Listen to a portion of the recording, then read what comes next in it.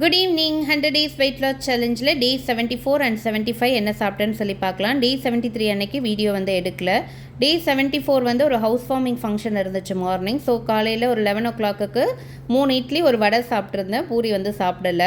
எங்கள் வீட்டில் சண்டே ஆனால் 90% வந்து கண்டிப்பாக எங்கள் வீட்டில் சிக்கன் பிரியாணி தான். ஸோ அன்றைக்கி சிக்கன் பிரியாணி கத்திரிக்காய் தொக்கு வந்து எடுத்துருக்கிறேன்.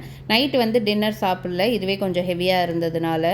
டே 75 அன்னைக்கு பிரேக்ஃபாஸ்ட்டுக்கு 11 ஓ கிளாக்கு வெஜ் ஆம்லேட் தான் வந்து சாப்பிட்ருந்தேன். நிறைய வெஜிடபிள்ஸ்லாம் போட்டு அது எப்படி பண்ணுறதுன்னு சொல்லி பார்க்கலாம். 50 கிராம் கடலை மாவு எடுத்துருக்கிறேன். அது கூட வந்து ஒரு சின்ன வெங்காயம், ஒரு சின்ன தக்காளி வந்து ஆட் பண்ணியிருக்கிறேன். கொஞ்சமாக பீன்ஸ், ஒரு சின்ன கேரட் வந்து ஆட் பண்ணியிருக்கிறேன். உங்களுக்கு வேணும்னா நீங்கள் முட்டைகோஸ் கூட ஆட் பண்ணிக்கோங்க. அது கூட வந்து ஒரு கைப்பிடி வந்து அரைக்கீரை வந்து நான் சேர்த்துருக்கிறேன். ஒரு டீஸ்பூன் பம்ப்கின் சீட்ஸ் வந்து ஆட் பண்ணியிருக்கிறேன். காரத்துக்கு ஒரு டீஸ்பூன் குழம்பு மிளகாய்த்தூள், தேவையான அளவு உப்பு போட்டு கொஞ்சமாக தண்ணி ஊற்றி திக் கன்சிஸ்டன்சிக்கு வந்து மிக்ஸ் பண்ணிக்கோங்க. ரொம்ப தண்ணி ஊற்றுறாதீங்க, நம்ம அடை மாதிரி தான் வந்து ஊற்ற போகிறோம்.